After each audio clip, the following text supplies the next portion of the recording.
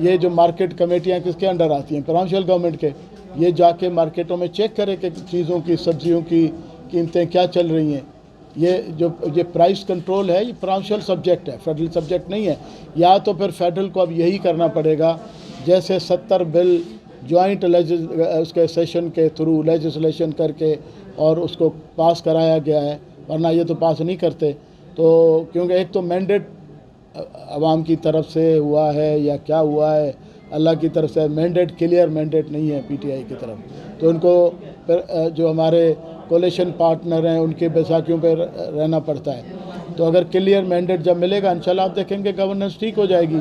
और यहाँ पे सिंध में पीपल्स पार्टी गवर्नमेंट है, वो मैं ना मानूँ वाला इनके पास है फार्मूला, जो बोलो ये अच्छा करो काम। पानी यहाँ नहरों का नहीं है, वो भी फेडरल गवर्नमेंट पे लगा, मिसमैनेजमेंट इनकी अपनी है, डायरेक्ट आउटलेट इन्होंने खुद बनाए हुए हैं। बाकी भी जो डिपार्टमेंट आप देख लें, एजुकेशन देखें, और झूठे केसेस लोगों पे, लॉ एंड आर्डर, झूठे केसेस, पुलिस गर्दी जो सिंध में आम है।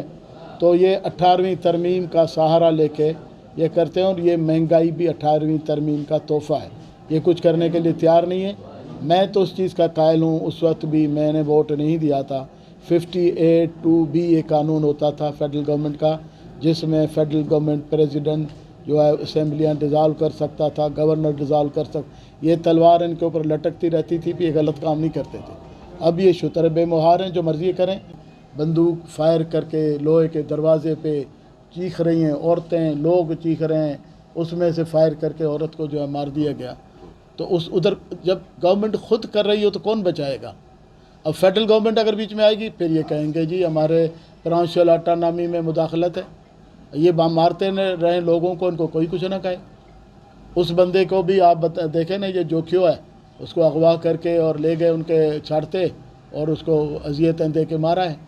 अब वो लोग असेंबली के अंदर बैठे हैं, तो जब असेंबली में बैठने वाले खुद आवाम को मारें तो और फिर बचाने वाला अल्लाह ही है। बस देखो, इंडिया वाले तो प्रोपेगेंडा करेंगे। चलो अमेरिका में अगर वो कहते हैं ना कि ट्रंप के इलेक्शन में धांधली हुई, मगर अमेरिकन इस्टेब्लिशमेंट ने वही रिज़ल्ट कबूल करवाया। ट्रंप चार्ज नहीं छोड़ रहा था।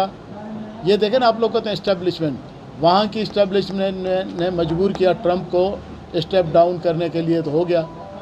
यहाँ अगर कोई थोड़ा सा भी कोई गलत काम करता उसको रोकता है, देखें जी इस्टेब्लिशमेंट आ गई।